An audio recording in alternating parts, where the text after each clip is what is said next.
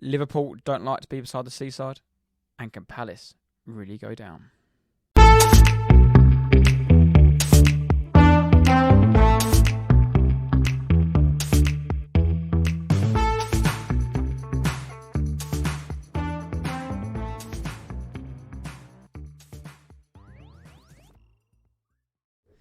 Evening, Tate. Evening, Jack. How are we? Good, mate. Yourself? Yes, all good, mate. All good. Ready for another good pod? Yep. Apologies for if you hear rattling about. There's strong winds tonight. Hurricane outside. Yeah, the bunker's holding up. But if there's any background noise, we apologise.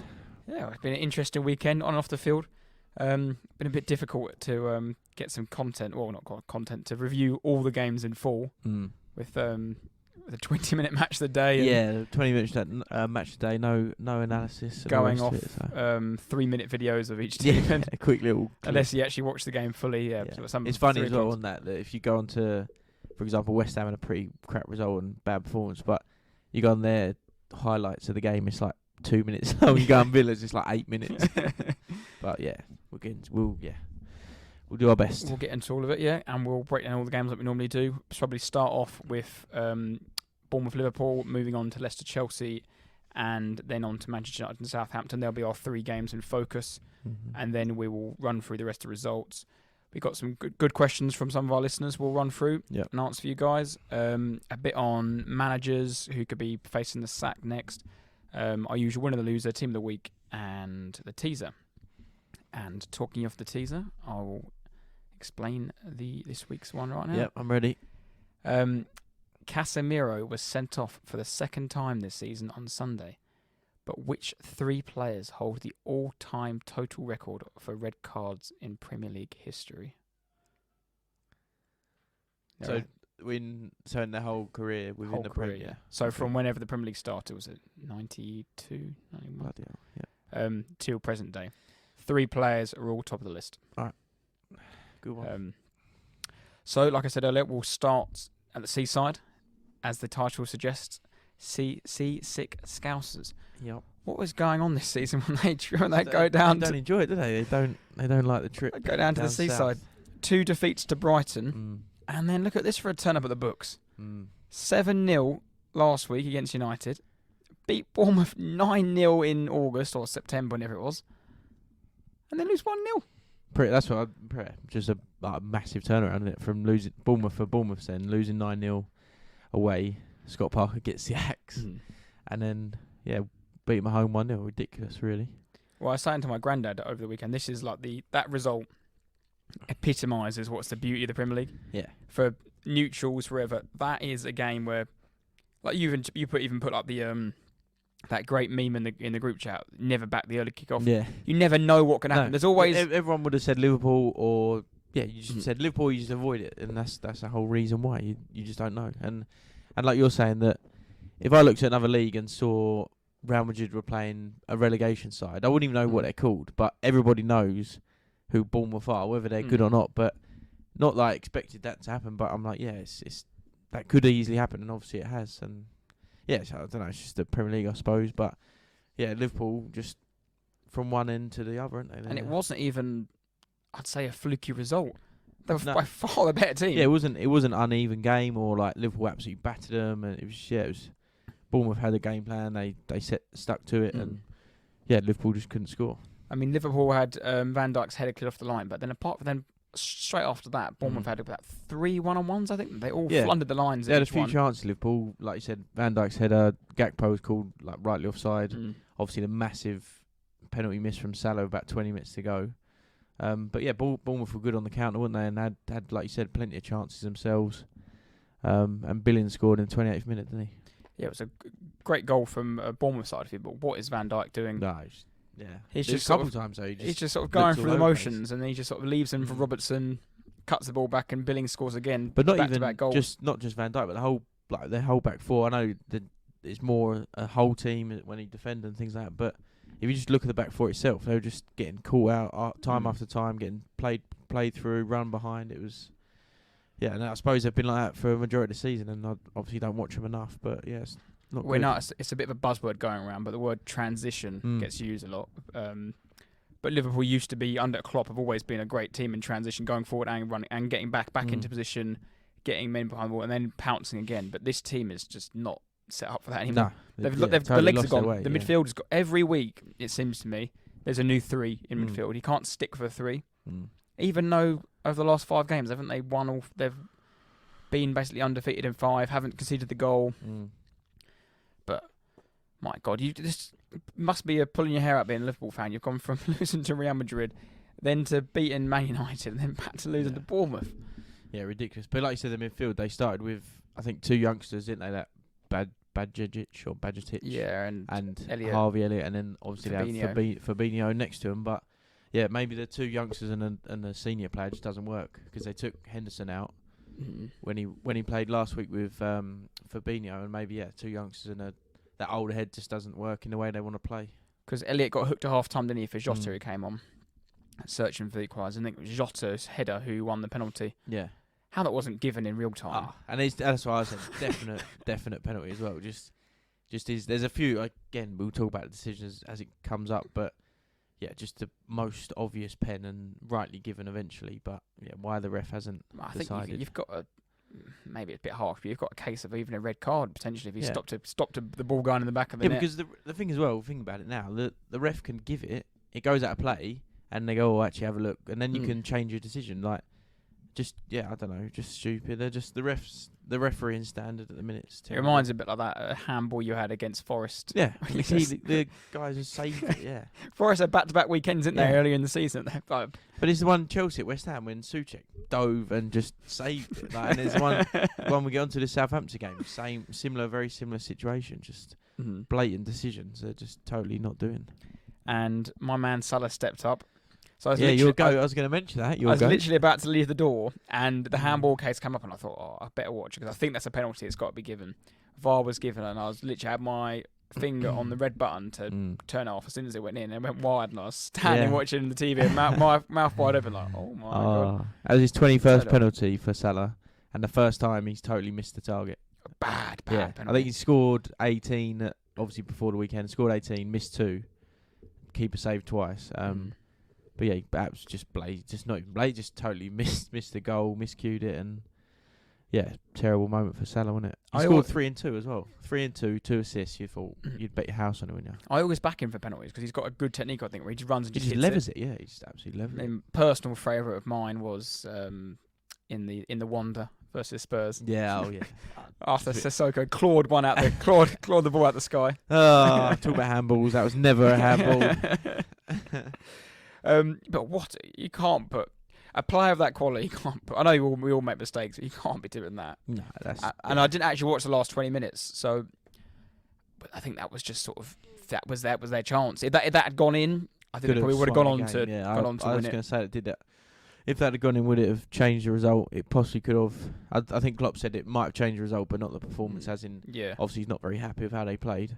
But the goal putting in could have last 15, 20 minutes been onslaught. And you've seen Bournemouth crack recently. Yeah, I know they thought they played well against Arsenal, similar to Tottenham earlier on in the season. But yeah, it could have changed. It could have changed the result for them. But Bournemouth, obviously absolutely buzzing with 3 points. And what a way to go into the weekend for Bournemouth, and to put the shooters up all the other relegation teams. The 12:30, you just put 3 points on the board, climbed off bottom. Puts the pressure on, doesn't it? Straight away.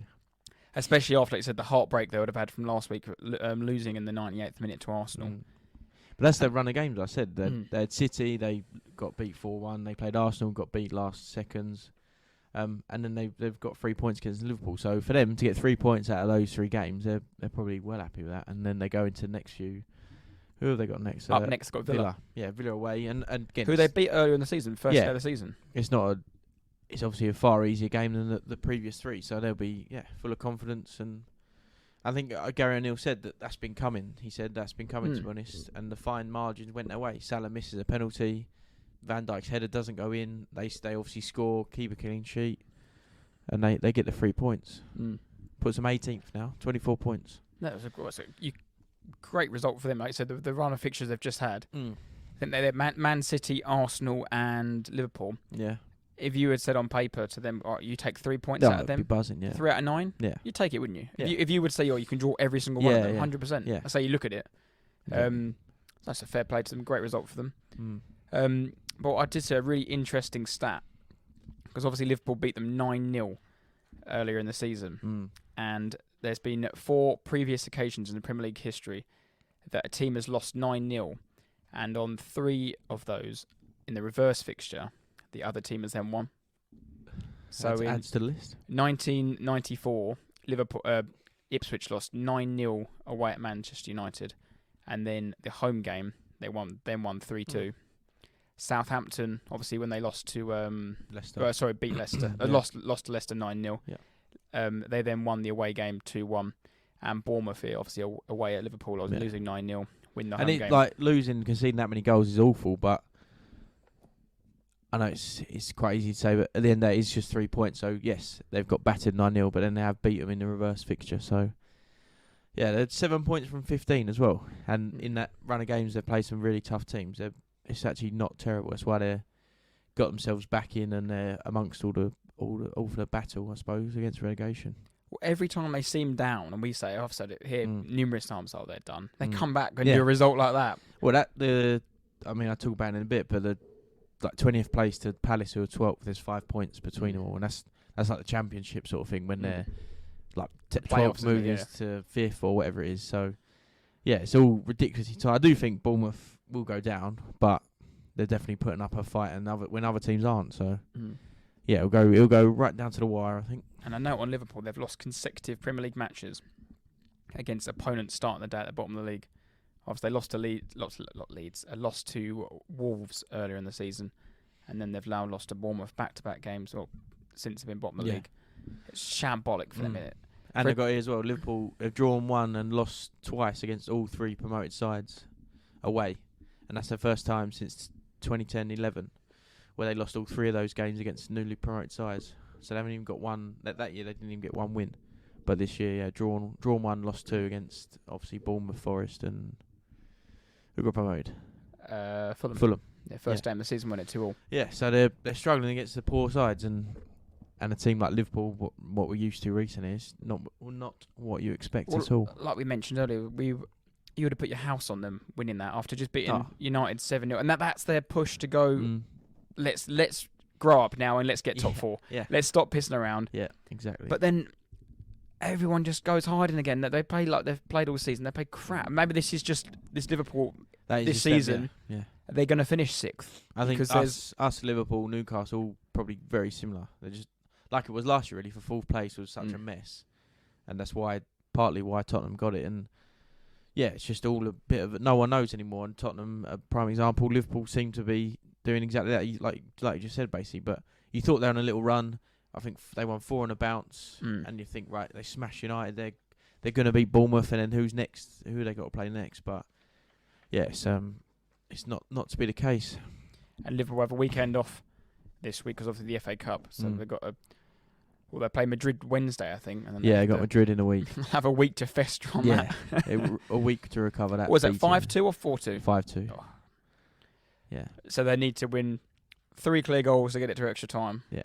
I think not they will do it. They're out. They've got. They could win, but I think they might win, or there'll be goals again. I think they'll just go hell for leather and just go for it. They might lose 5-2 again, or they might win 3-2. Like I don't know. There'll be goals, but it's almost irrelevant because if they go for it, Madrid, all they've got to do is score a goal. So I think they'll go for it, and they'll be like, oh my god, Liverpool are amazing. But yeah, I think Madrid just know they've got to nick a goal, and it's done, isn't it? Really. And they got City away next, Liverpool in the league. Yes, So, well, I could do it for a Liverpool revival.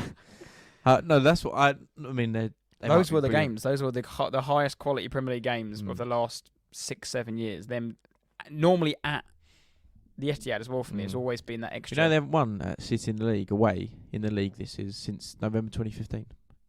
They won in the Champions League and they've played them in a cup. Doesn't surprise me. And that's off the top of my head. That's Brendan Rodgers, isn't it? Possibly because it was Pellegrini in charge of City. Yeah, it was 4-1. Yeah, it's got to be. And Klopp's yet to win it at the Etihad in the league. Oh, what better way to do it? So, it could well be the time. Go Who on, knows? Jurgen. But they historically, them games over the last 5-6 years have been such high quality, and that's been the title decider basically. Yeah. Whoever wins that wins the league. And then last year it was a 2-2 draw. Mm-hmm. That was a great they game. drew both, didn't they? Or did City win at Liverpool? No, it was 2-2 draw again. I think. Yeah, I think they're both draws. Both 2-2 draws. I mean, I'd snap your hand up for a draw there right now. Yeah, it'd be nice. Well, I think when Arsenal play City, that is the decider. That will be, or not necessarily the decider, but that almost keeps City in it. I think because I think you'll be ahead. What do you mean almost keeps them in it? They're well in it. No, of course, but I think you'll be ahead on points when you play them. Not to just talk about Arsenal. I don't know. We've got Liverpool away. I think weekend before. Yeah. No, but I think you'll do enough, and you'll even if you're 1 point ahead of City before that game, you'll still be ahead, and we'll see. But yeah, hopefully Liverpool turn it around, smash City. They can smash us as well. Just keep scoring, but yeah, not a good game for them at Bournemouth. Do you has that result changed your mind on Bournemouth at all? Whether they've got enough? I just don't see it for them. I just see they'll fight, and they're doing.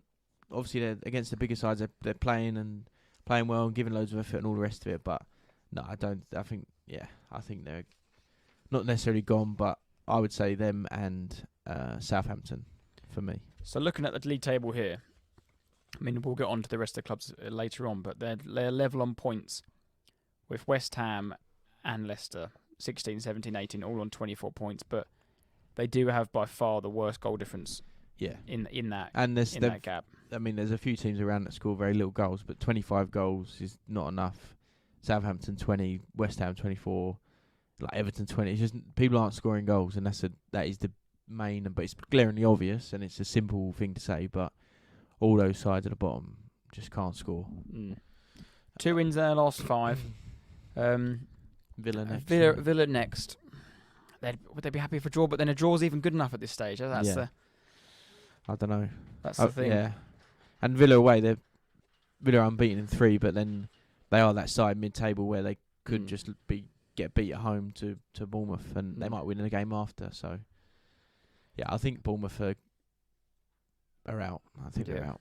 Okay, I do think West Ham will stay up, but they are a basket case at the minute, which is fantastic. Well, moving from Bournemouth, who are on 24 points to Leicester City. Leicester 1, Chelsea 3. I think this result was probably coming after the week Chelsea have had. Yeah. Third one on the bounce now for Potter after beating Leeds at the weekend last week. Yeah. Midweek win against Dortmund was great for morale and obviously went through to the quarterfinals now, the Champions League, and then beating Leicester City away. That win against Dortmund, it's funny how football turns on such small things. As Havertz, they're drawing 1-1.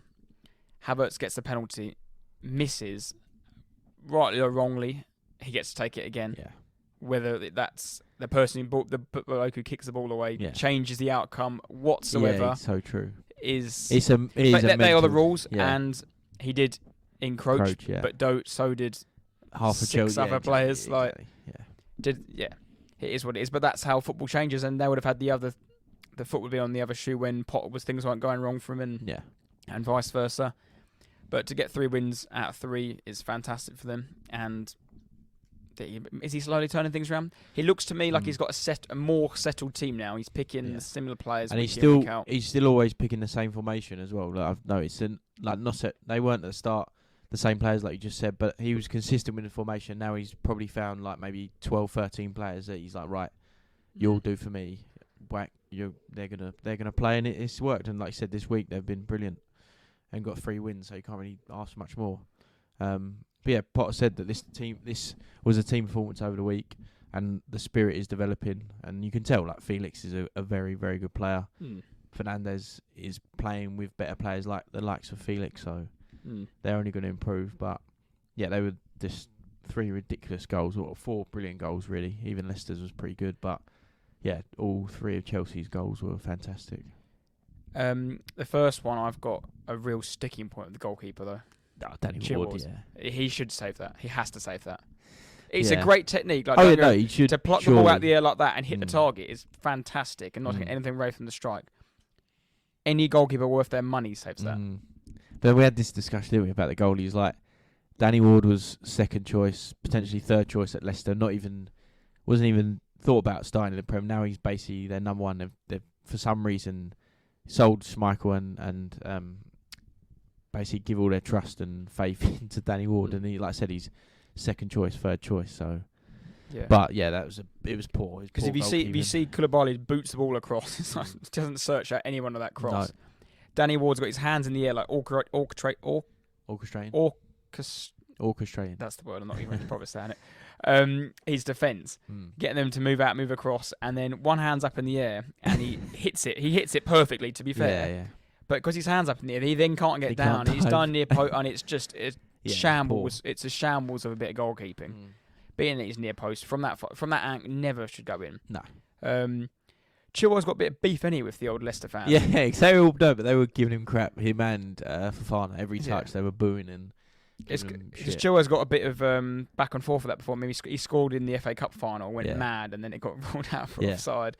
And I think the way he left and whatnot kicked off us. But Leicester fans, they're freaks. They're freaks. A lot of people hate Spurs, but for some reason they absolutely despise us, and they're just freaks. So Chilwell, cup your ears all day long, mate. Cup the ears. Yeah. And they held the lead for about 20 minutes. They had that chance with what's his name, Felix, like he went through. Yeah. Unlucky at the post. Little dink when it's very good. But Pereira found Daka, who hit from like 23 yards out. Again, Kepa has got to save that. Yeah, it's because he's got your little Jordan Pickford T-Rex arms. He can't save it. Reach. But he's got to save that. Again, any goalkeeper worth their money saves that. They really do. And that's 2 goals. Obviously, I'm not taking anything away from the strikes, but a solid goalkeeper saves that. Unlucky, but they had a few chances, didn't they? One cleared off the line. Dewsbury Hall, oh my God. I don't know what minute or what the score was, but it was 2-1 at the time. What was he doing? Did you see Rodgers' reaction to that as well? No, I didn't. I just saw Dewsbury Hall just missed. He has his classic fist pump. And then he runs his hand runs his hand through his head, through his hair, and it's like, oh no. Yeah, and it could have been different. Like I said, Chelsea scored some brilliant goals and they deserved to win, but yeah, Leicester had deflected at the bar. Dewsbury had another one where he should have scored. Cleared off the line as well. Could have been 3-3, 4-4, whatever. But ultimately Leicester are just poor. Aren't they? They really are. But just before half time, you had Enzo Fernandez, lovely little scoop ball through to Havertz, who then dinks it over the goalkeeper. That's a lovely little goal. Yeah, it was good. Havertz, I think, seemed quite surprised that it scored for once. He didn't really react, did he? He didn't know what to do. He was like, was that my first touch? Or did I retake it like the penalty in the week? But no, great goal. I'm probably deservedly going through at half-time, 2-1 up. Yeah. You had that horror tackle from Pereira. Yeah, who was it on? Was it on Felix? I think, yeah.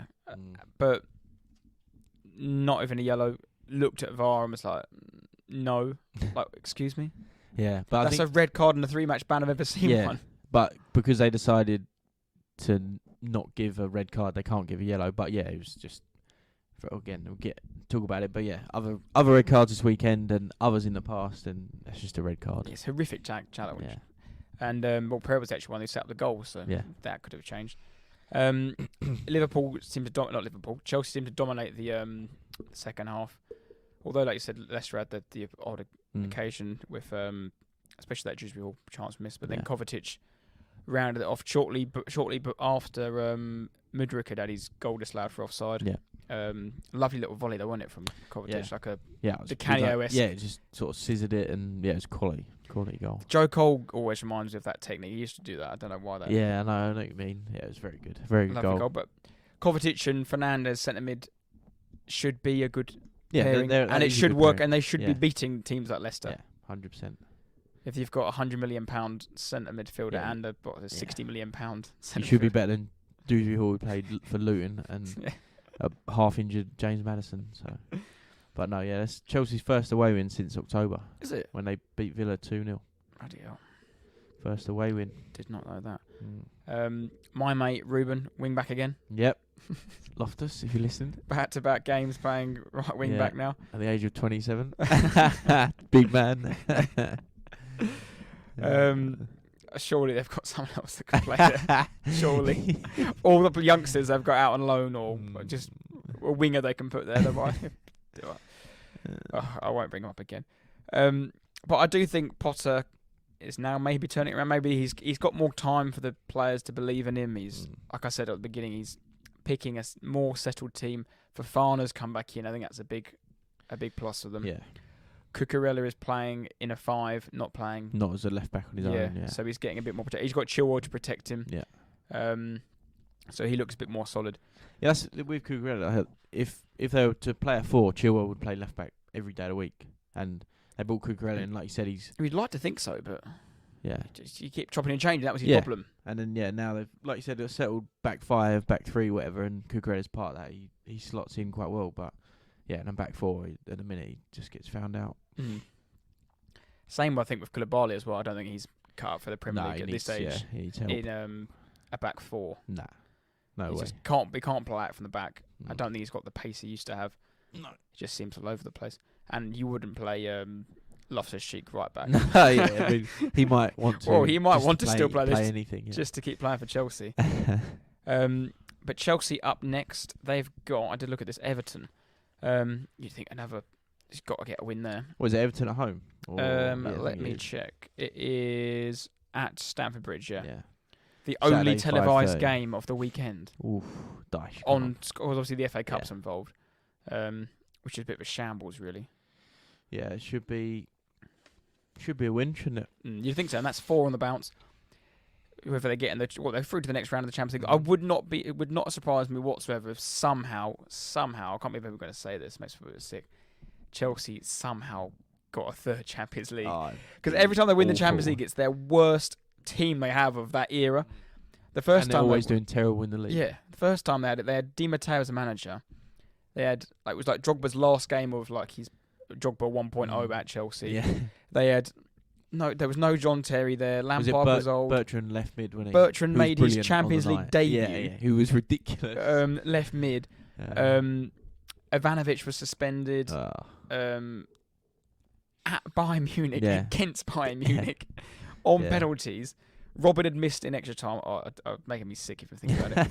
And but I don't think they'll win it. They can't. But surely they just someone's got to beat them. But that midweek game against Dortmund, it was huge for them. It was massive, and that could be their release. And Potter might devise a plan, and they could go all the way, which would be awful. No, it reminds me of that Napoli game they had when Di Matteo first took over from AVB, and AVB lost the first leg 3-0 or 2-0, I think it was, away from them. They won the away leg 3-0. It just wouldn't surprise me. It's something they do. But I just think of all the peaked Mourinho. Mourinho had so many good teams at Chelsea and never come close to winning that thing. Yeah. All the shit they ever had. Oh no, don't even think about it. They can't. That's a thought for another day. Yeah. Chelsea now sit. Let me get the league table up here quickly. Sit in 10th still. But that's the thing. Their league, the Premier League, is irrelevant to them. They don't care at all. So that they're all geared towards that competition, Champions League. So who knows? So they sit 10th. Brentford are a point ahead, game in hand. Brighton sits 4 points ahead with 2 games in hand. Yeah. Newcastle, and Chelsea, they probably don't even want to finish Conference 7th. League, no. What is it? 7th, 8th? 7th, yeah. Yeah, they don't even want to get there. So, they're just going to focus on the Champions League, win here and there in the Prem, but I think it's all focused on the Champions League, which is bad news. The draw for that Champions League is on Friday, I believe. Right. Same as the Europa League. Because the other game is Man City, isn't it? Man City, Leipzig, yeah. Tomorrow, yeah. Which I hope they get through that. And I hope they get through in the FA Cup. Keep giving them games. What, did it win the treble? Or didn't they win the cup? No, they didn't win the Charity Shield, did they? No. I hope not. I think that's all I've got on Chelsea, but a bit on Leicester. Yeah, Leicester. Let's get into Leicester. They lost 16 in the league now. It's more than anyone. Leicester are just awful side. 16. I know Tottenham got beat, but that's absolutely fine. That's Spurs, but they've lost 16. No team has lost more. I think Southampton might have lost 16 as well. I actually had something on Leicester here. Where is it? Is this Leicester's results? Or is this that's Palace's, sorry. How on earth did you lose 4-2 to that team? Was it 4-1? 4-1. Sorry, it was 4-1. Hang on. I'm giving you some service. Yeah, It was 4-1. Kane scored twice, didn't he? No, yeah. 4-1. No, it was 4-1. Bentancur when it scored. Yeah. Well, yeah. When we won 1-0 up, I thought, well, here we go. But no, it just sums them up. Yeah, I don't want to talk about it. When they played us, there it was. I know we only won 1-0, but they were pathetic. But absolutely pathetic. But that's what I'm saying about Leicester. Their fans are freaks. Like, for whatever reason, when they play us, they are all over it. They're well up for it, and their team obviously copy their fans. And yeah, that day they were very good. We were very, very bad. But they lost their last 4. One win in last 5. They got Brentford next. Having lost the FA Cup to Blackburn, knocked them out. Oh, it's just shambles for them. And they've conceded the first goal 9 times in a row. The 14th time this season. Only Southampton and West Ham have done that more. And it shows when they own the league. Lost 16 games. That's just mental. If it wasn't for Maddison putting in a bit of form here and there, that they'd be doomed. I think really would be doomed. But then he's been back, hasn't he, recently? And they're just literally apart from that Spurs game, they've been shocking. What they need though, they need to get a replacement striker. They've had a world class striker for 6 years now, but probably the last 2 years not been his best. But peak Vardy, there wasn't many better than him in the league. He was that good.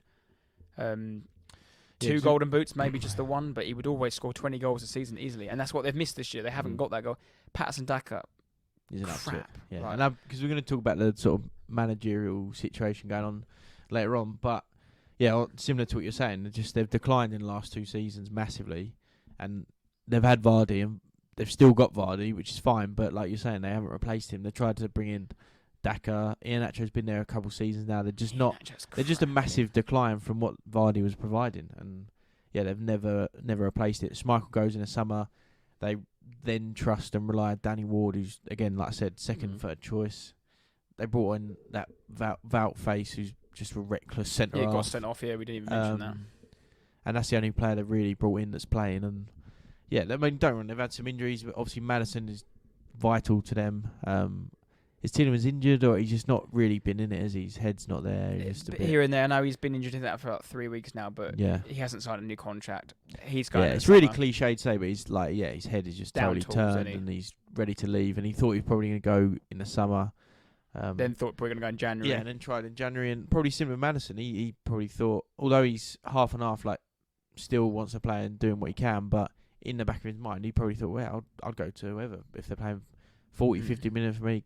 Like whatever wages they're going to pay. So yeah, it's just, and it happens at all clubs, they don't replace players, but for a team like Leicester, yes, they were doing well for Leicester, but if they don't then replace their good players, their side then becomes even worse than a Spurs, than a Liverpool or whoever it might be. So yeah, they're struggling big time. Because the reason Leicester have been up there for a long while, been in the top 10, top 6, even top 4, but then they finished in the top when they won it, but because of their recruitment. And they had 2 players playing there for Chelsea, Chilwell and Fofana, who they've made best part of £100 million out of. And like I said, the replacement for them just hasn't been there. Left back, who's plays left back? Well, they change Luke it every Thomas? week. Some of them have James Justin, who's a good little player, but he's injury prone. They have that Castagno, who plays left or right back. Right, Pereira, left or right back sometimes. They actually signed that Christians in January, who's looked okay, but he's out for like 3 or 4 weeks now. And like you said, that without face, just not. They signed Vestergaard from Southampton, who's been basically binned off. He's been banished. Yeah, I saw that. Who else plays Suter, half them? Harry Suter. Suter looks like massive. He looks like Harry Maguire. Doesn't he? Yeah, He looks like Maguire. He looks like Hull City Maguire. Yeah, when they first, and he's got the same number as Maguire had at Leicester as well. He's massive. Got no neck. They've got Sionchu, who's fallen off a cliff. Yeah, Prince Charming. He was Lord Farquhar. Who was like bound for like big things and then just completely fallen off a cliff.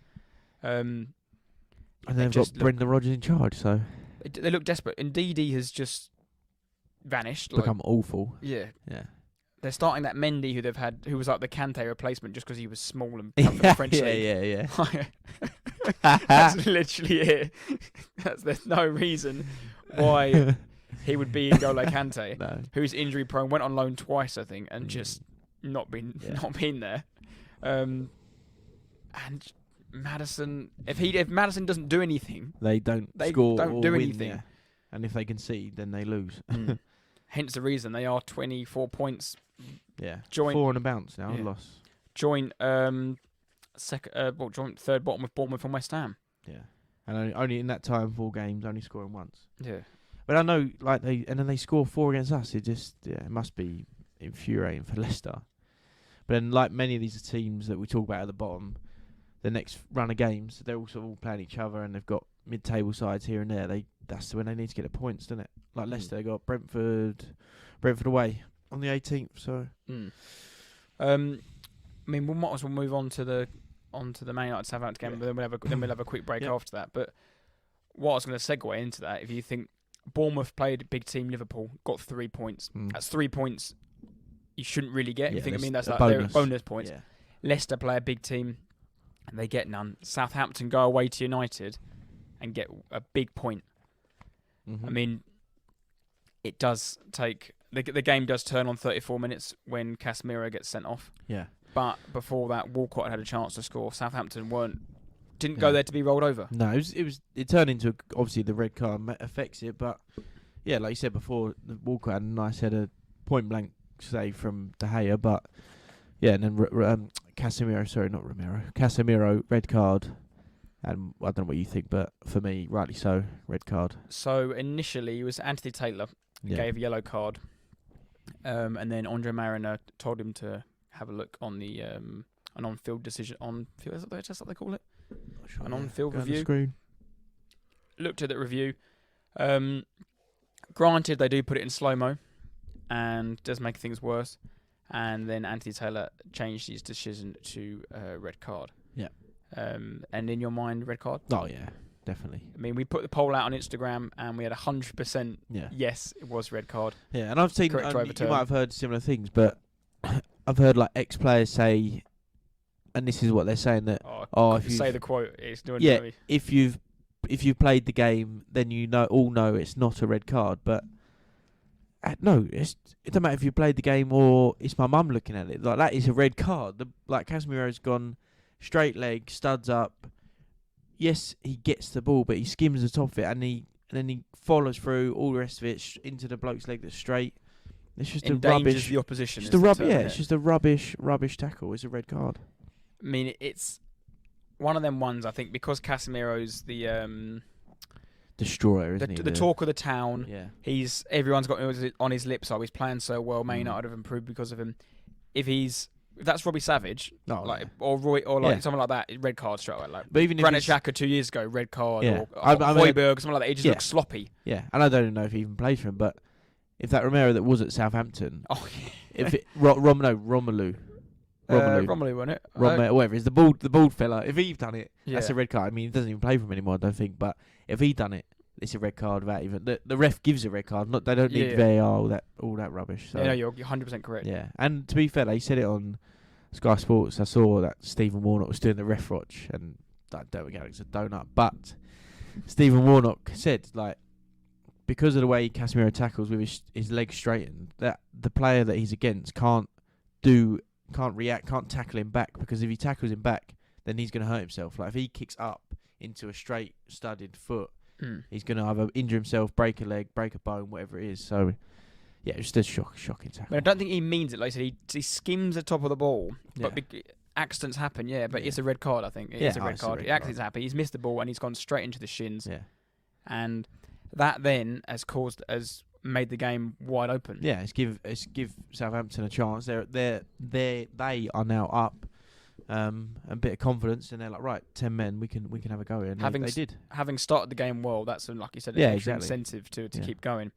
Walcott missed, like you said, the header, but that one-on-one. He just slowed down. He just seemed to go backwards, didn't he? I was going to teach you that. Because I didn't watch the game. I was watching the Arsenal game, and then when I watched the highlights after, you see him go through, and you just think, "Go on, just come on, boy, put it on your right foot. Put it on your right foot," and he puts it on his left. And it just bobbles up, doesn't it? It's just a weak effort. I mean, he's still a young lad, Walcott. Maybe he might improve and reach his potential. But yeah, I just thought that was it was a shame that it was him, really, because I don't know if it was anyone else. Maybe. Well, you'd think that he should be quick enough. Yeah, I know, but he's, like you said, he's a bit older now, and so maybe his pace has dropped off. But yeah, it was a poor attempt, very poor.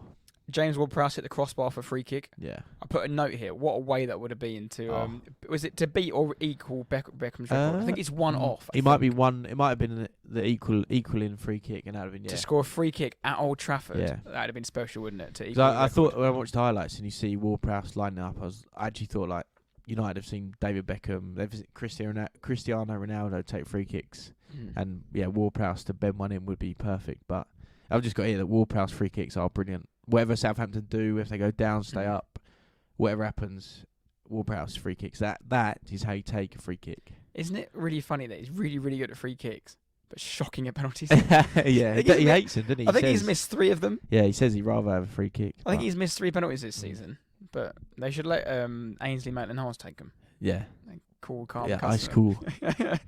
No, but yeah, it sounds, he's professional, blah, blah, but no, like, Ward-Prowse, that is how every club should look at him and go, right, what is he doing that Son isn't, that, I don't know. Harry Kane. Yeah, Harry Kane can't do, or whoever does it for West Ham, whoever does it for Liverpool, like, yeah, he's brilliant. Wan-Bissaka also clearing off the line, would have been an own goal. Bruno hit the post late on, great save from Bazunu. Good save. Bazunu, is it? Yeah, Bazunu. Yeah, pronounced it right. And Walker-Peters hit the post, didn't he? Walker-Peters hit left-footed strike. Yes. I thought probably a point was probably fair. From like I can only go off the 6 minutes I watched on the highlights. I didn't have much else to go. I haven't gone in depth of it.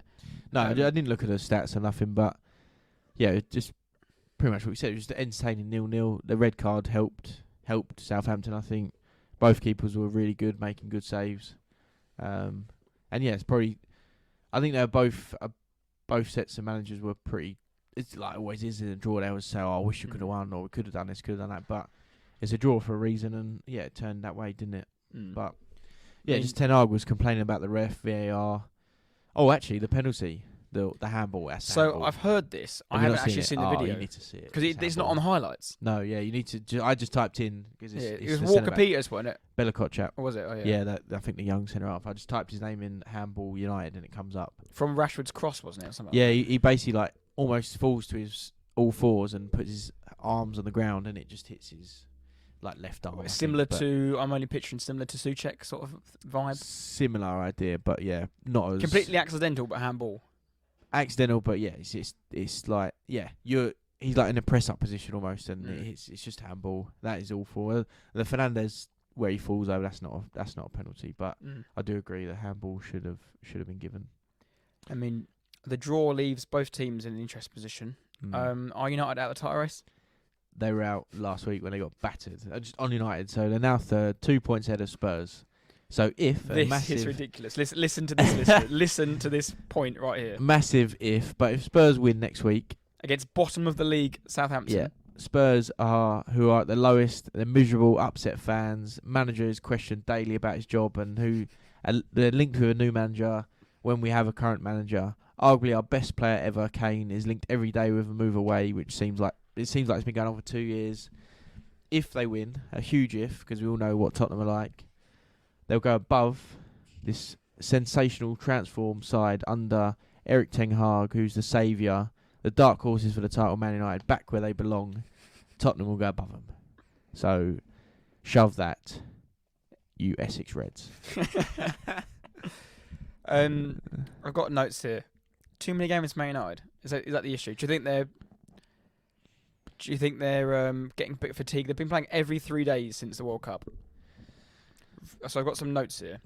Rashford, 42 appearances. Bruno, 42 appearances. That's 3,148 minutes for Rashford and 3,683 minutes for Bruno. Compare them to Haaland and De Bruyne. They've played 35 games and 34 games apiece. So they played an extra 7 games. Yeah, and them 7 games are within this tight stretch between Christmas and now. And they're playing every. I know it's a difficult one for me because I see managers.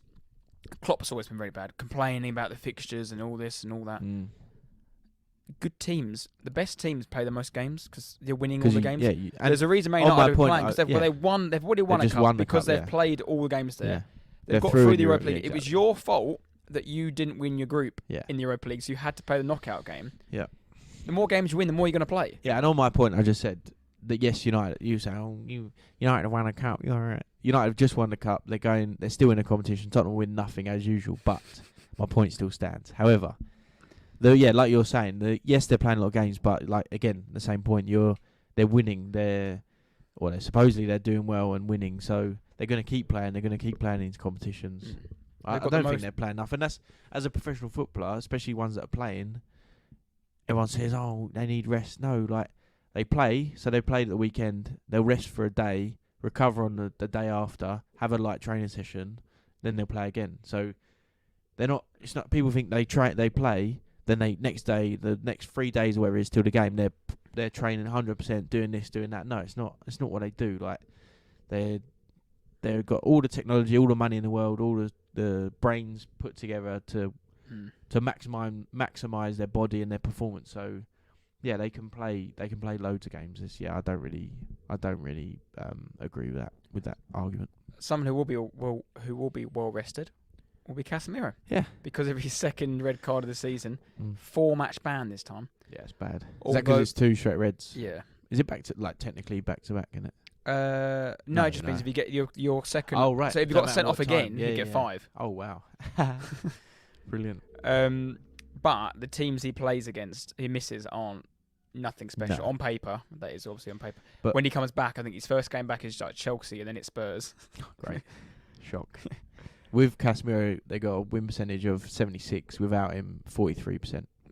Yeah. Doesn't obviously surprise me though. With him, it's a lot more games. Without him, it's like 10 games or something. But yeah, he's obviously a huge reason to why they're doing well. McFred for the next 4 games will please Goldberg. Yeah. And plenty of Man United fans, I'm sure. McFred, that's a bad combo. Yeah. Or to be fair, it could be McSpigitzer. Trying to force that one. So that could be another awful signing. Can Southampton survive? Well, 7 points from 12 under Sellers is not bad, is it? So under Sellers, wins versus Chelsea and Leicester and draws versus United. And 1 loss to Leeds. Like, that's pathetic. Leeds and Grimsby they've lost to. Yeah, that is bad. But then I know because they won, it doesn't matter. But if they'd have lost against Chelsea, for example, or even United and beat Leeds, to take the 3 points off Leeds, they're quite happy. So, but then that is true. They play the sides around them. That's when it matters the most. And the loss against Leeds is poor. And they were again. I mean, they are awful, but they were extra terrible that day. And as you mentioned earlier, just 5 points separating bottom of the table Southampton to 12th place Crystal Palace. Yeah, so close. And like I mentioned, the title are Crystal Palace in a relegation fight. We will discuss that in part 2. Is there anything else you wanted to add on United? No, more just a little bit on Southampton. Just quickly, they're back-to-back clean sheets for the Southampton, first time since February 2022. Again, we'll talk about, I suppose, in a bit about the relegation sides, but the goals still an issue. Only scored 20, but they got Brentford next at home and Spurs, and I think they're probably a very good time to play both sides because Brentford, yes, they've been on a magnificent run, but they just got beat at Everton away. Brentford's last win away was 30th December at West Ham, and they've picked up great results between then and now. But I think, Southampton won't be concerned with that at all. They'll see that as a huge opportunity to get a win. And then, like I said earlier about Tottenham, we struggled there all the time. Yes, teams fear Kane. But like you said, we're all over the place in a minute. No idea who's going to turn up, what team's going to turn up. And Southampton, again, like Leicester, seem to absolutely despise us because of Poch and whatever else. And Forster going back to his old club. Not a masterclass from Forster? Well, that's what I'm about to say. Forster going back to his old club. Højbjerg going back to his old club. Walker Peters playing against us. It's just a recipe for a 1-0 Walcott win. Theo. It's going to happen. So, he used to love a goal against Spurs as well. Yeah, Arsenal giving it the old, was it 2-1 or 2-0, whatever he was doing, So, Southampton, Brentford and Spurs at home next. They'll be up for that. They've actually got a good record there. I remember last season I think they got a draw. Ward-Prowse free kick. I think Ward-Prowse got a few free kicks against you, hasn't he? Yeah, he scored. Was it this year? First game of the season, made it 1-0. I don't think it was a free kick. But he scored a free kick. I definitely remember you played in that awful green kit. The one you won to beat Ajax in. Yeah. Or you drew to Ajax and got through. That awful green kit. Yeah. I just remember him scoring. It was at Christmas time, I think. Whipped in a free kick. Yeah, just as of late, our record against Everton's not been good. Like overall, it's fine. Like away, we do all right there, but yeah, again, we just don't know who's going to turn up. Kane does score a lot of goals against them, but yeah, you don't know. So Southampton next two, I think they'll want 4 points from those two if you can. Yeah, home game Brentford. Well, three they'd take. I think they'd take a win against Brentford, lose to Spurs. I think they'd take that. Yeah, no, they're doing alright. Sellers, like I said, apart from the Grimsby loss, obviously lose the lead is not great, but 7 from 12 again, similar to Bournemouth earlier. The run of games they've had, they'll be well happy with that. No, definitely. I think that sums up quite well how we've done them 3 games. We'll have a quick break and we're back for part 2.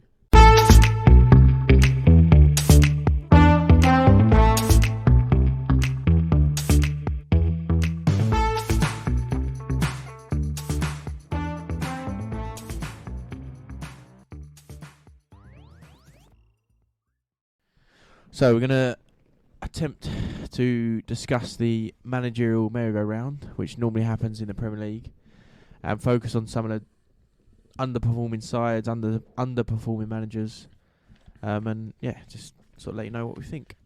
So, did you know there's been 9 managers gone so far? I didn't realise it was that many. 10. The next person to go will be the 10th. I mean, we could try. Should we try and name more? Well, who've been sacked? Or have left. Yeah, or gone. Tuchel. First one. Marsh. Southampton got rid of 2. Yeah. Hazel Jones. Yeah, they're the so that's 4. That's 4. Lampard's gone. Gerrard's gone. That's 6. Parker. Yes. Gladioria. And then there's 2 more. Wolves. Bruno Lage. And the last one. Who else is down there? Shall I look at the league? I try not to look at my bit of paper. Let me. Dun Villa. No, you said Lampard. Sorry. I'm screaming at myself. Who is it? Southampton, Wolves. Oh, Brian. Yeah, he didn't get sacked. He left. Yeah, to Zerbi. Yeah, that's the 9. Yeah. Yeah. That's why we couldn't get it. 'Cause he didn't get sacked. Yeah, Potter moves to Chelsea. Yeah, true. Correct. Yeah. So, who do you think is the bookies' favourite? This is on Sky Bet. Favourite to leave next? I reckon they've got David Moyes. Correct. Yeah. Then Conte. Really? Then Vieira, and then Rodgers, and then it's 16-1. No manager to leave. Yeah, I think it will happen. If anything, everyone goes, it will be end of the season in the summer when it changes all around. For Moyes, I don't think Moyes will get sacked now. I don't know.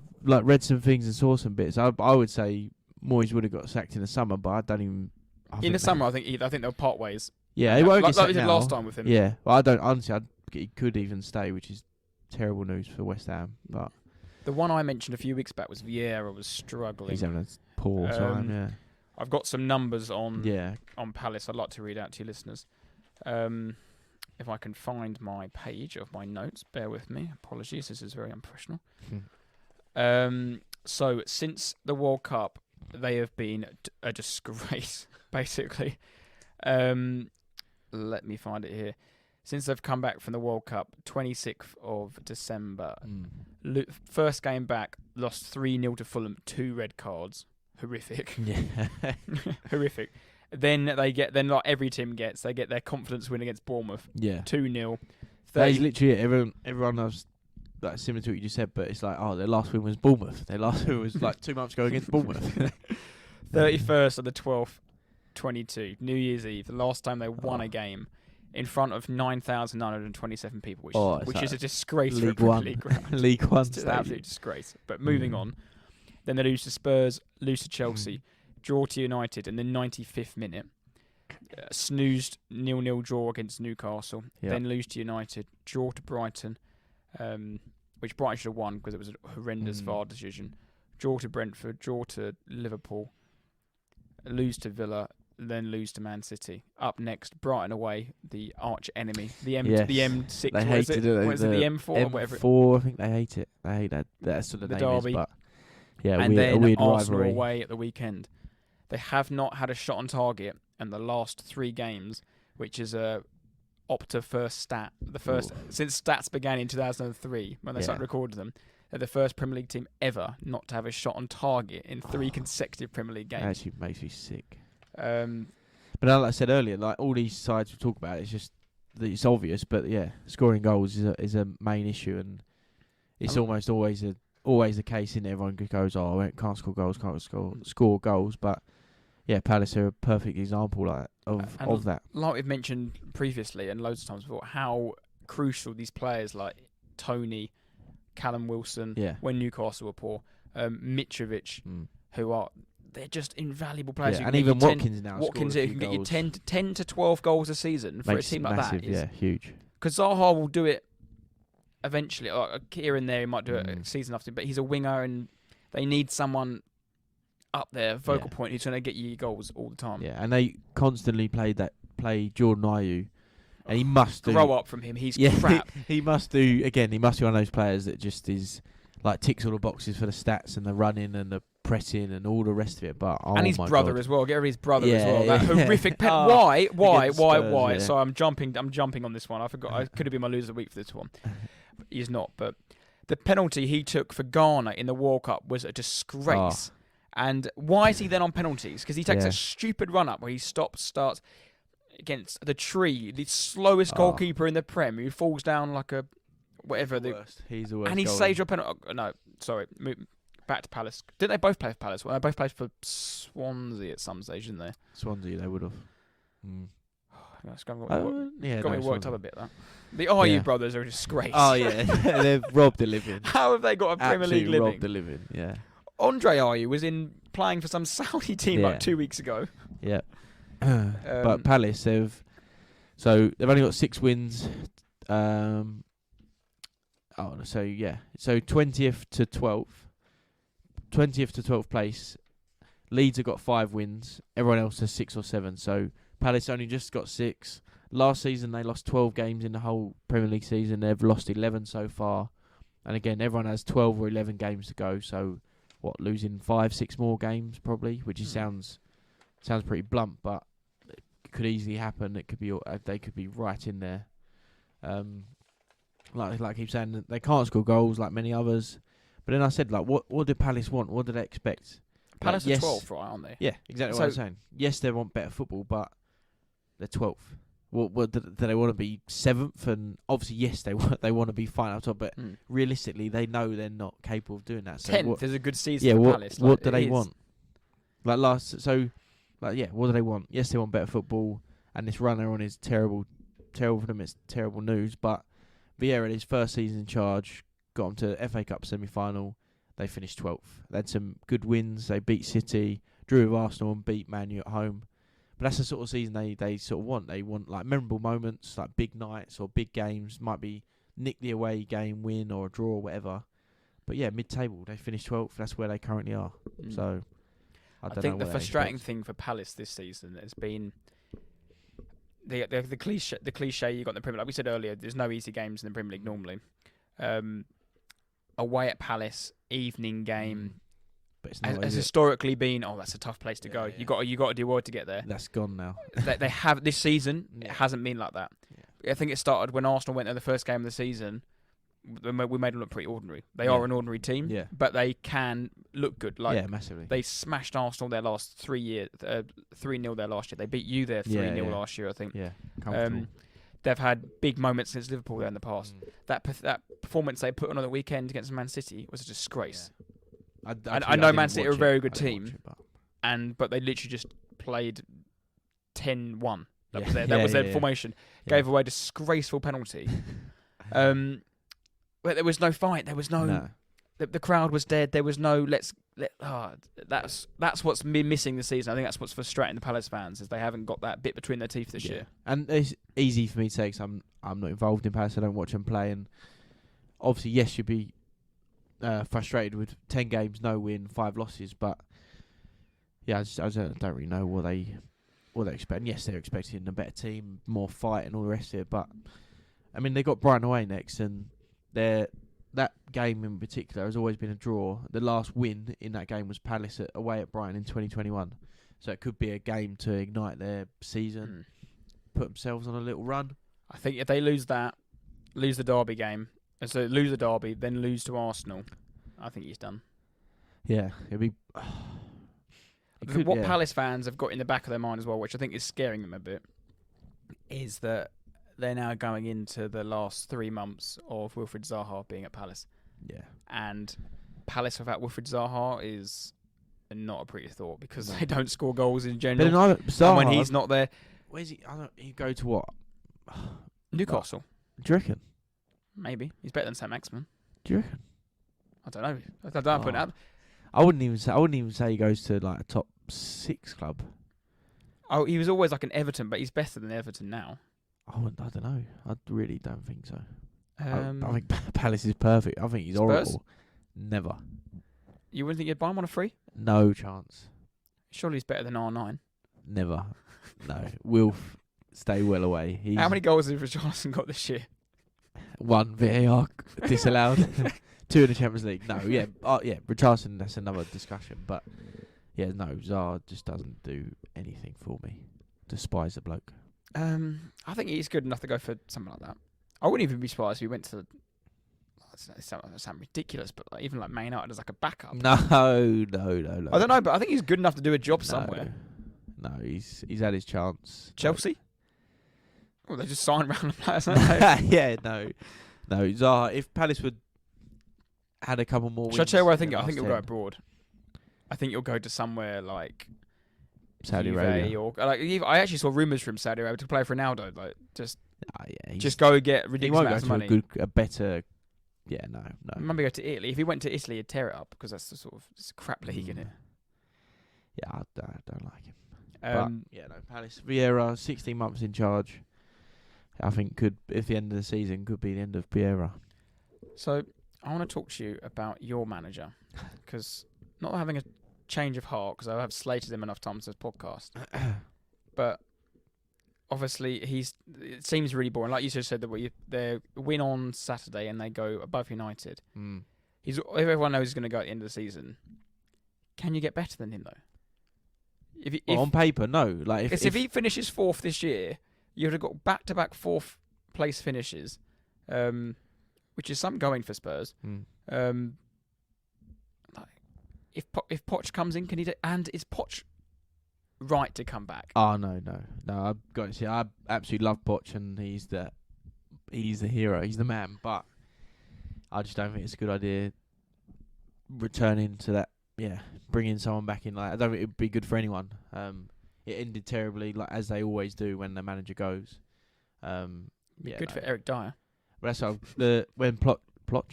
Players that still played with Poch in his last game, we drew with Sheffield United, I think 1-1.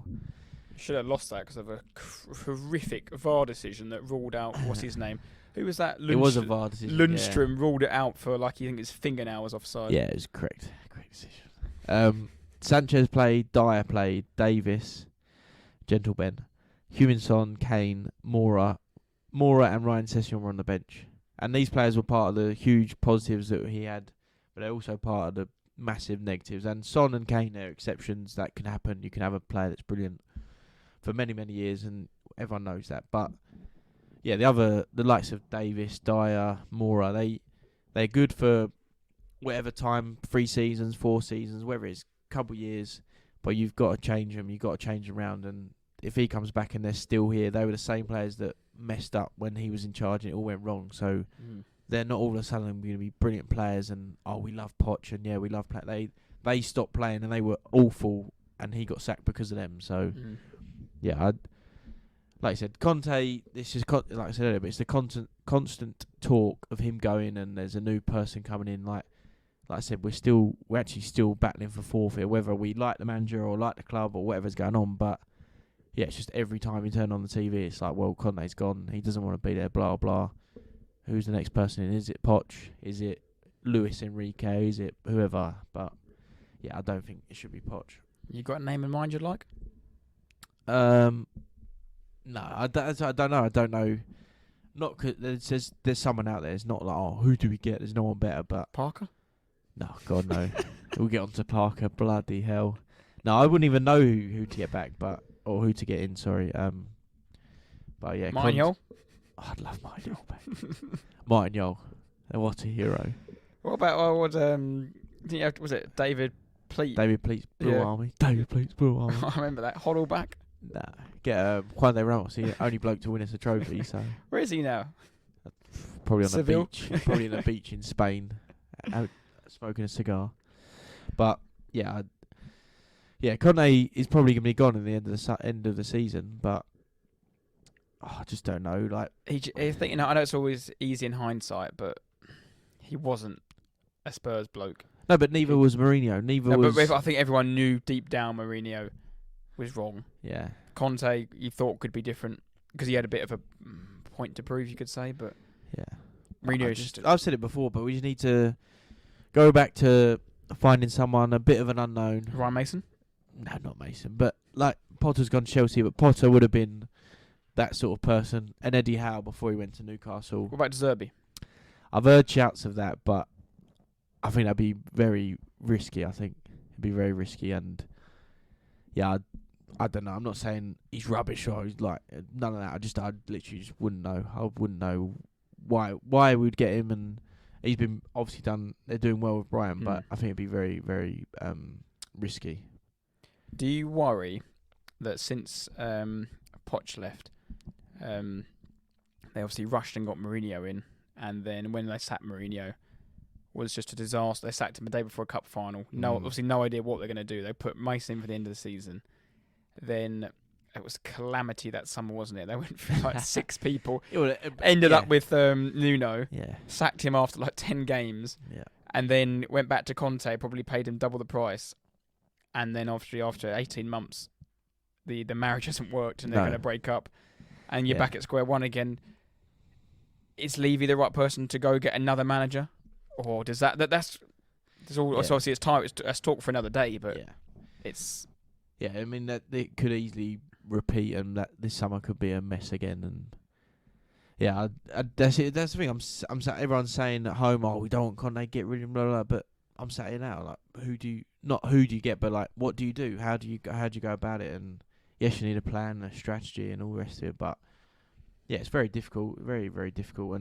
And ultimately, Levy's paid Conte the 3rd highest wage for him and all his staff out of the whole country, and it's not worked. Or not. But then has it not worked? It's if you get top 4 twice out of 2 years, that's worked, hasn't it? Yeah, no, agreed, 100% agreed. But the idea was, we're going to win something. Not that I agree with that, because we're not going to win. We haven't done. We won't. We don't win anything. And we get 4th, yeah, great. And then we play like we do in the Champions League. So what is the actual point? But yeah, the idea of Conte, and it's more frustrating. For example, the FA Cup this year is a perfect example why so many people are frustrated. We go into that game, rest our so-called best team, and we lose against a lower league opposition. So I'm going to read out something that's going to really, really annoy you or frustrate you as an all Spurs fans. Like you just picked up there perfectly. That FA Cup is a sackable offence, I think, in general.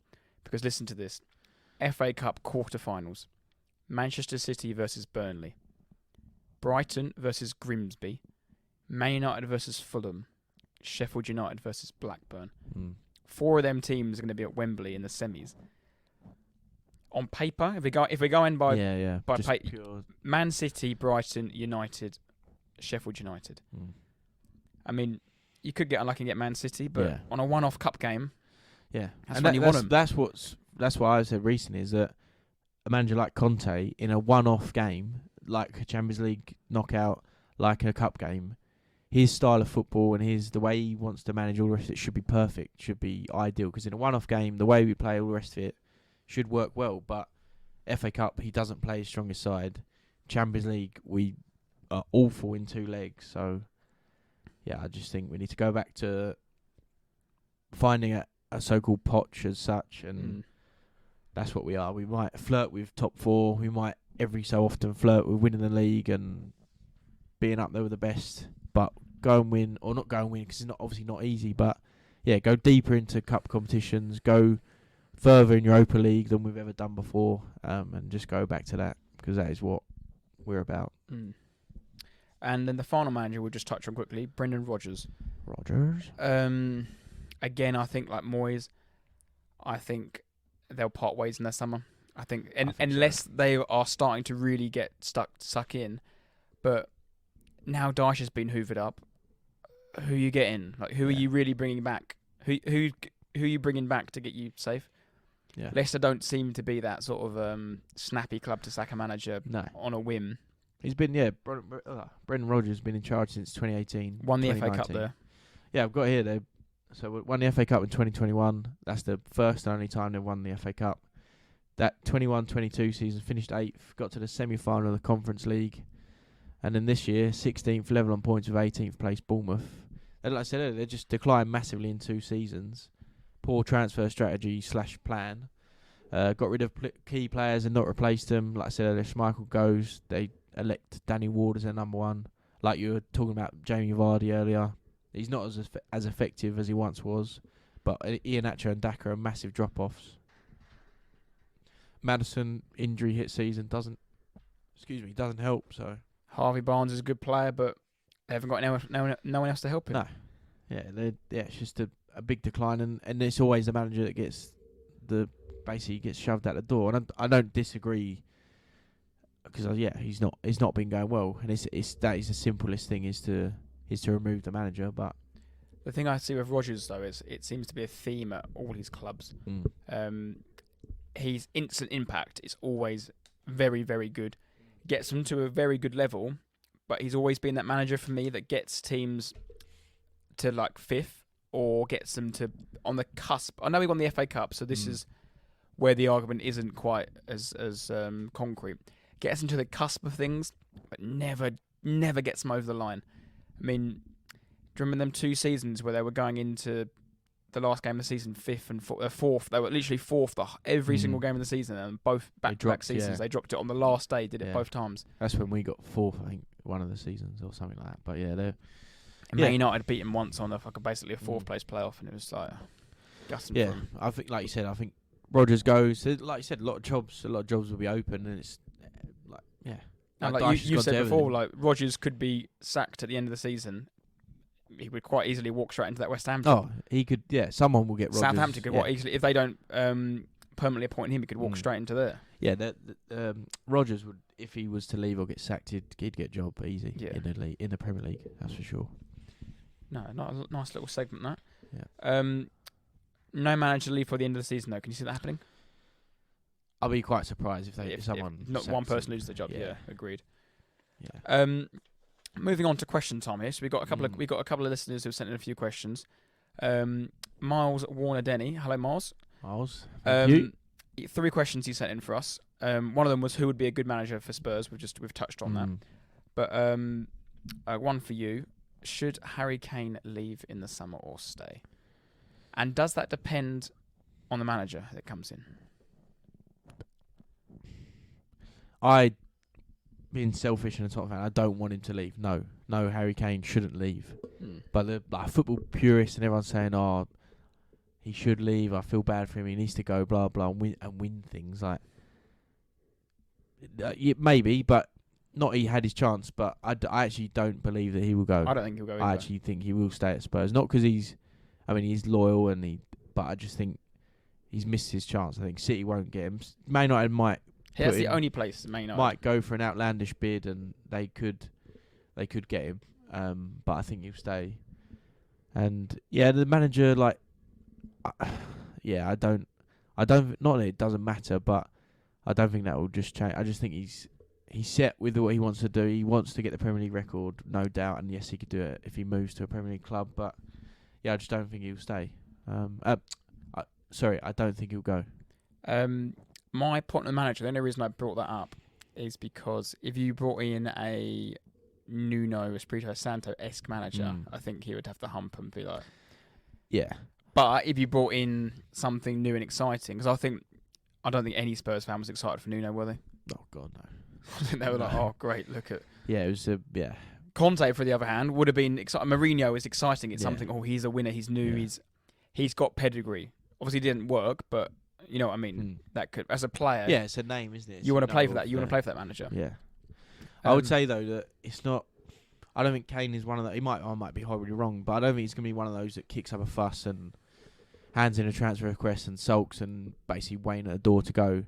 I think if he goes, it's pure like it has been in recent years, but it's all down to Levy and whether he gets the right amount of money. And if he doesn't sell him, then Levy will probably throw everything at him to sign a new contract because he knows then a year left he can't go on a free. So yeah, I don't think he'll kick up a fuss, but I'd more expect a Son to leave in the summer.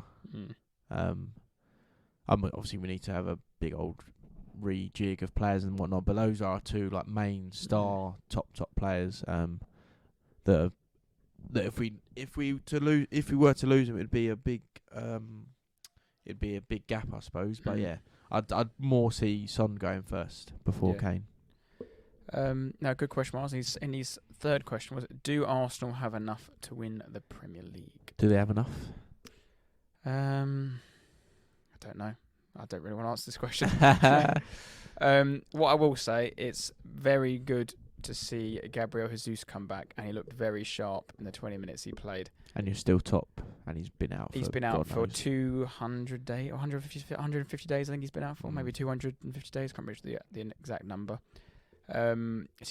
We've played 15 games without him, 17 games I think it was. He looks sharp. How long did he play at the weekend? 20 minutes. I turned it off after 20 minutes when it went 2-0, and then that knobhead Alan Smith was droning on about how good Arsenal are, and I couldn't deal with Fulham's performance, so I just turned it off. Do they have enough? No comment. When they if they get 10 points clear, then I'll answer that question. I don't think you'll get to 10 points, but I'm not saying that means you won't win league, but I don't think you're going to get to 10 points. It's going to be very, very tight. Then we won't be in a tight race. Oh. Like I said, 10 points is the magic number.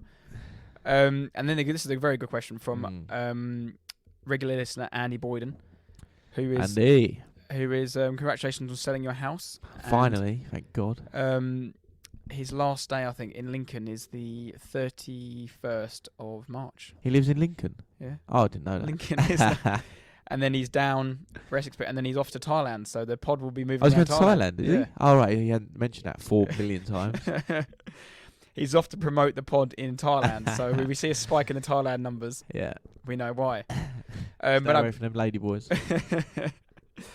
Thank you, Andy, for your question. And he's asked, boys, who do you think is the best January signing in the Premier League this season? Well, first one, Trossard's got to be up there, hasn't he? Yes, been very good. Purely as a player that, he's not been excellent, but obviously he's just slotted in. He looked like an Arsenal player as soon as he put on the kit. Who else gone? Obviously you signed Jorginho. Pedro Porro. Pedro Porro, yep. Brilliant player. Although who was it? 1 sec. I didn't actually do many homework on this because I like answering off the top of my head these questions. No, only saying this because of my Bournemouth stuff that Danga or Tara, not sure if that's pronounced right, but his debut was January 21st. He's got 3 assists in 7 games. He got the assist against Liverpool, didn't he? Against Liverpool, so 2 in a row, 2 assists in a row. Where has your January winger gone? The guy you nicked off Everton? Dan Juma. I don't know. Where's he gone? Yeah, I think he's decided to go home because he's come in and barely played, just possibly the worst. Another terrible signing, really. He's played 1 game, isn't he? 2 minutes. Yeah, I think he played his most minutes in 1 game was against Preston, I think, when he scored. But again, it was whether it was just a nothing goal against Preston. But yeah, I couldn't tell you. He's right-footed, but I couldn't tell you what he does, where he plays, if he plays on a wing, if he's like a right wing back, left wing back. Yeah, terrible. I mean, I'd say off the top of my head would be Trossard. I'm just trying to wrap my brains if anyone else is. Danny Ings, I think, could be one. I think his goals could be enough to save West Ham. Sorry. Probably he's probably. I know I can't really think elsewhere, but it's probably Trossard, isn't it? Let me just go in the table. Shall we have a little search? Palace didn't sign anyone. No, it was poor. They needed to sign a striker. Everton didn't sign anyone. Forest signed probably 10 players. Villa, they signed a left back. Chelsea signed the whole world. I'm having a look now. Let's have a quick. Bournemouth, Leeds. I would say Trossard, to be fair. Gakpo to Liverpool. Yeah, he's been pretty decent. One of the better ones. And United, who did United sign? Oh, Weghorst. Palace, your mate Lukonga. I've And got me. Hang 1 sec. Newcastle, Anthony Gordon. No, that's going to be horrific. No, I'd say Trossard. I'm happy with Yeah, I'd that. say Trossard. Yeah, he's been good, hasn't he? I'm happy with Has that. he goals? One goals? goal. Well, one goal and one VAR goal that got disallowed for a Ben White touching Danny Ward's nail. Doesn't count that. Charleston's didn't count on the weekend. And 5 assists. Yeah, he's been alright. It's quite impressive. Yeah. Well, 3 at the weekend, that just helps boost them stats up. Jorginho Rutter from wherever he went to Leeds, didn't he? Yeah, for like 30 mil, wasn't it? Awful. Weston McKennie as well. Yes. They got him. That's probably about it, really. Yeah, I can't tell you. No, yeah, Trossard. Good question, Thank Andy. you for the question, Andy. Right, should we move on to Team of the Week? Yeah, let's do it. So, we started off with the fan vote. Gavin Bazunu versus David De Gea. We put the vote out to you guys, and Gavin Bazunu won by a landslide. Yeah, I voted for Bazunu myself. Back-to-back clean sheets. 3 clean sheets out of the last 4, so as soon as Sellers has come in, they've kept 3 out of 4 in the league. Youngest goalkeeper in the league as well, yeah, 21. He's, Irish as well. Irish guy. Which is good, yeah. It's a good game. It kept him in it. Yes, United had 10 men, but like we said earlier, De Gea and him both had very good games. And I think, deserved one. Like you said, 3 clean sheets. Yeah. His form's improving a bit, and get him in the team. Defence. So we've gone with 2 goal-scoring defenders this week. Ben Chilwell against his former club, lovely volley, and Gabriel, who scored the opener in the London derby between Arsenal and Fulham. London derby. God. I do find that term a bit like... I don't know if it's just me being a fan and just think, when they say London derby, they always mean a bit more. Like, do they? No. Like, we're playing Fulham. If I played Charlton, I wouldn't think it'd be your... it's not a London derby at all. I'd say Arsenal and Spurs, and then Spurs Chelsea, maybe Arsenal Chelsea, and Spurs West Ham are like London derbies. Common denominator in all those? Tottenham. Everybody hates us. There's a valid reason for it that. is.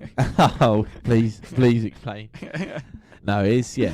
Fulham against Chelsea is a sort of derby purely on their location. They're not. Well, this season they are, but they're not in any competition with each other. But yeah, I hate that when they go London derby, Fulham. It's a tough game for Arsenal. 3-0. Cheers. See ya. Well, Fulham away has been a tough game this season for most teams. Oh, right. It has. Has it? Chilwell, scoring his old club. Great goal. Lovely technique. Yeah, it's a good strike. Get him in the team. Do you want to start from the midfield? Yeah, start with Trossard. Was it 3 assists at the 3 weekend? assists, yeah. Impressive, very impressive. He didn't score.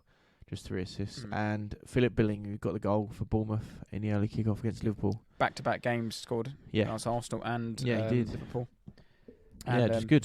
Trossard was good again. Did he play like the false 9 or was he? Yeah. Well, he played on the false 9, then a bit on the left, Martinelli came in and out. Yeah. No, he's good from what I saw and obviously what highlights and stuff. And yeah, Billing, big 3 points for Bournemouth, gets the goal. Pretty good midfield. Do you know what really annoyed me about not Philip Billing himself, but the BT commentators obviously didn't do their homework, and they were astounded that Philip Billing, the tallest man on the pitch, is taking corners. Oh. They said this all the time. 4 times. If you didn't any homework, yeah, they would know that was coming. Watch them take corners from the left-hand side, so it's in swing because he's left-footed. He takes the corners. Shock horror. Honestly, they said it. Darren Fletcher and the lady on there, they kept saying it like 4 or 5 times. That's all they could think. I can't believe the tallest man on the pitch is taking corners, but that's another point for another day. You'll take the forward away. And then striker, the main man. I think the only player to get a brace this weekend. Harry Kane. Yep. 19th and 20th goal of the league. Lovely header and then a trademark Kane spot kick. Down the middle, isn't it? Started nicely. Quick one on that. I just saw a little tweet somewhere. I mean, it doesn't mean anything because it's just some random account. But I think it was a Spurs fan that come up on like my For You page thing. Was like, Disappointing in Kane for not letting Richarlison take the penalty. Oh God! Bloke- Stop. That's another issue. Bloke's crying out for a goal. Yeah. And Kane just whacks in another penalty. Yeah, no, good. It was like, where's the team morale? Oh, fucking hell, give up. Whoever it is, stop. Any thought on that? No. The other thought is get Richarlison well away from it. Let Kane take everything. Sod that. Bloody hell. Although Richarlison's offside is pathetic. Oh, that is It is shambolic. pathetic. Do you think if he'd shaved his head, if he had a haircut like 2 days, 2 hours before the game, he would have got. And I know it wasn't because Martinelli was offside, but I thought the same about Martinelli's. Martinelli was. goal. You could see that you could see he was Yeah. offside. Yeah. Richarlison's. I don't know what. The difference is between the two of them. Martinelli's, I can see he's gained an advantage Yeah. because he is half a yard offside. Yeah. Richarlison has gained no advantage from being 2 millimeters offside. Being level with it's just ridiculous. He's level. Yeah. Grow up. I know, Literally grow up.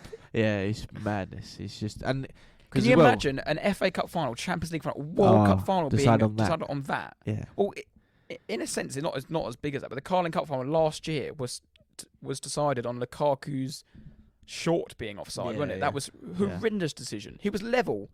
Mm.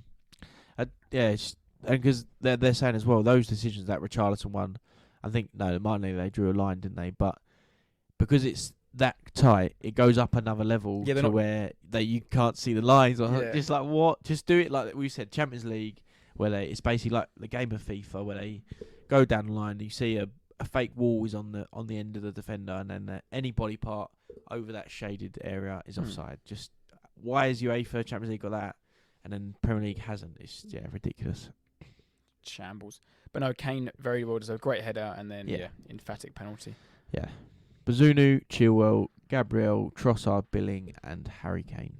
Yes, great Pretty team good. of the week. And pitch side, if you're watching, you can copy that segment. Yeah, if you want to use that, just let us know because you're thieves. But you can't use our media team, Josh. No, so. he's signed. He's got a lifetime he's under contract. We're like Levy over here, locked up. Yeah, he's got a lifetime contract. Sorry, Josh. Moving on to our winner and loser of the week, our final segment. Do you want to start with your winner? Yeah, I'll go with my winner. I've gone with Graham Potter. Yeah? Yeah, obviously from Chelsea. Like we said earlier, but 3 wins in a week. Started with Leeds, beat Dortmund, beat Leicester. They scored some great goals against Leicester. He's received a lot of backlash of late, lots of pressure, and I'm sure that weight has been lifted with the week that they've had. And you saw it midweek with his celebrations against Dortmund, didn't you? That like slight release. You got a glimpse of a bit of emotion and a bit of passion from a professional person within football. It was just a good week for Chelsea, and I'd be the first to slate them and I despise them, but it was just a good week, and my winner of the week, Graham Potter. Did you see that video after the Dortmund game when he came down the tunnel and you had fucking Ted Bowley down there with a bottle of Really? Moretti? I think he was tapped him on the back, and then we're back up again. Bud Light, he's the worst. Horrific. No, that's fair enough. Yeah, like I said, we give enough stick, so you need to give it back when you can.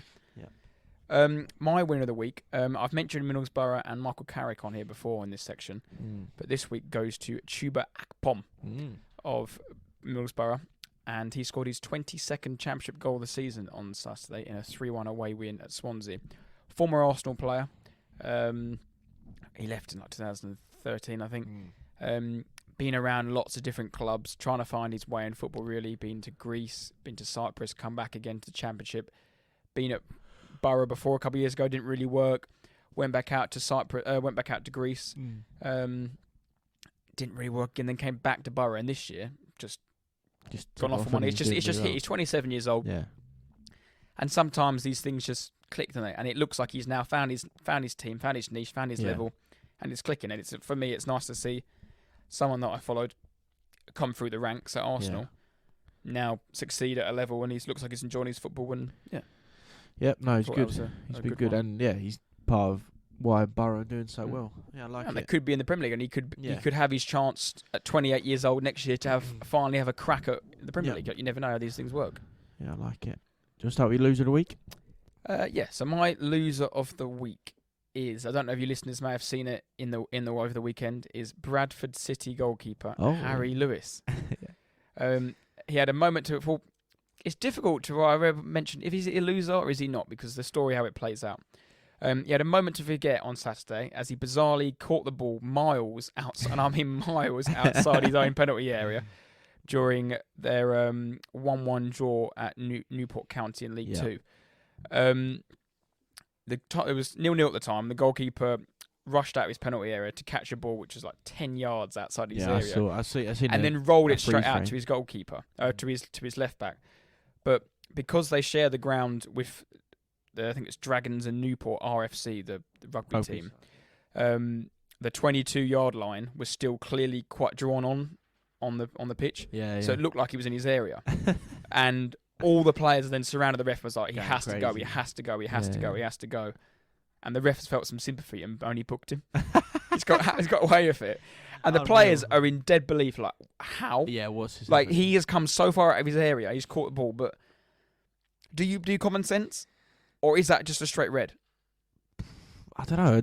Because he wasn't, like, it's completely different to Nick Pope's one, because he was denying goal scoring opportunity. The ball was literally like an Eric Dyer classic, long ball, going to no one. There is not one player near him.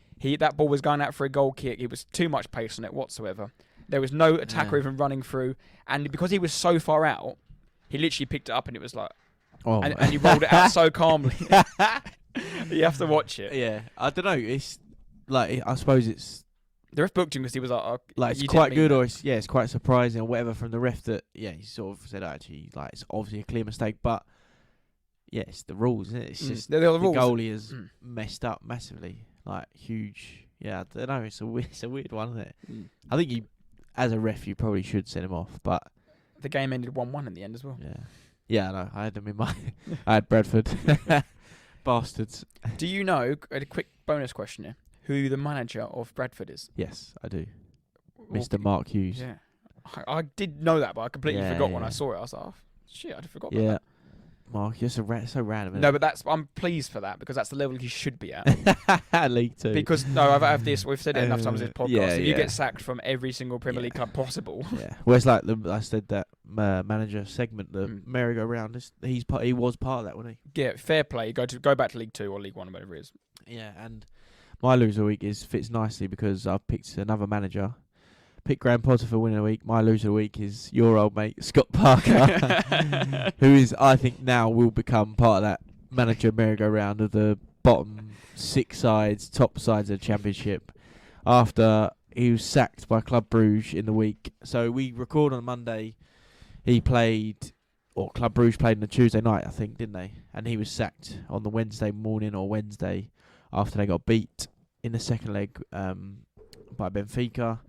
He's had 10 matches in charge of the Belgian league side. 2 wins, 6 draws, 2 losses. 2 losses in Champions League to Benfica, home and away.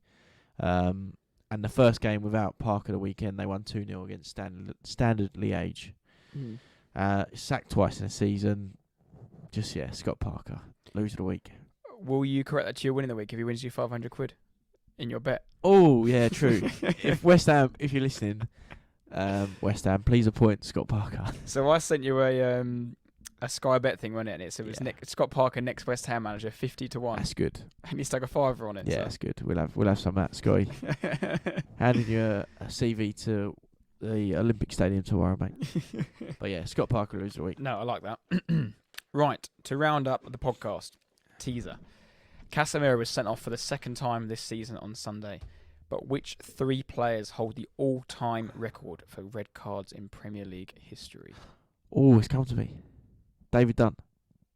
No. No, not David Dunn, you twat. You twat. Richard Dunn. Yes. Yeah, sorry. Also the record holder for own goals as well. Yeah. Richard Dunn. Can you tell me how many he's got, or is it already bad? So it's 8. 8 red cards. So you're saying 3 people have got reds. 8 reds. Correct, yeah. Yeah, Richard Dunn. And I'm just going to go obvious, or not obvious, but Savage, is he up there? No. He's not. 8 reds. Who's... I actually only think Savage got sent off not that many times, you know. Yeah, I don't know. After Richard Dunn, I'm pretty clueless. So I'll guess. Give me 2 more guesses, and then you can let them know. Red cards. Milner. Nope. Good boy, Milner. No, just purely on the amount of games he's played. Gareth Barry was up there. Yeah. He had 6. And that's my next guess, but I won't go with Barry. He had 6. Rooney? He's had a few. No. Was he up there at all? No. No. Awful, yeah. I knew Richard Dunn, but the rest of them. So, Richard Dunn 8. Duncan Ferguson 8. Oh, yeah. Yeah. And then Patrick Vieira 8. Vieira. And in second place, there's 4 players on 7. Lee Casemiro. Horrid. Vinnie Jones. Roy Keane. And this one surprised me. Alan Smith. Well, the centre fielder. He went back to centre midfield, didn't he? He was lead striker when Yeah, he was yeah, United yeah, striker, and then he went to centre midfield. Oh, yeah. Notts County, didn't he, and whatnot. Alan Smith, horrible. Hothead, when he with the blonde hair, the blonde spikes. Yeah. It sounds stupid because obviously that's what they did. They got sent off, but that group of players is a horrible group of men. Like, yes. Richard Dunn is like, none of them are like nasty tackles. No, With last man, no donut. pace. Yeah, he's just a donkey. That's a good one. But yeah, Duncan Ferguson must be a few elbows and punches. Yeah. Yeah, a few nasty tackles. That is a nasty Catamol. team. Catamol with his shorts up by his nipples, shirt tucked in. Quality. Yeah, I like it. No, you got 1 out of 3. Wonder how many your listeners get. So please drop a comment how many you got, or let us know how many you got. Yeah. And that rounds us up for episode 36. 36. Hope the sound's alright this week. When we had a few issues with, I think sometimes it was dropping out here and there last week, but I think we've fixed the issue. Yeah, I think we're sorted. But again, let us know like we always do. Yeah, and we'll look forward to recording next week. And again, drop your questions in. We normally do a little post on Sunday. Continue doing all your polls you've been doing. Yeah. And whatnot. It all helps build us content for the week and bring things to talk about on the pod. And if you like we said earlier, if you've got anything else you'd like us to talk about or anything like that, we'll be back. So the next time we chat to you, we'll know the quarterfinal of the Europa League, quarterfinal of the Champions League, semi-final of the FA Cup, and we've got. Yeah. Unfortunately, though, when we next speak to you, we'll have just started the international break. Oh. Maybe we might have something planned for you listeners. We might make it a bit fun. We might have a break. But no, I hope you've enjoyed the podcast, and if you haven't liked and shared it or put your comments in the below or whatever you do, keep doing what you're doing because it's all going well. So thank you again, and stay loyal. Stay loyal.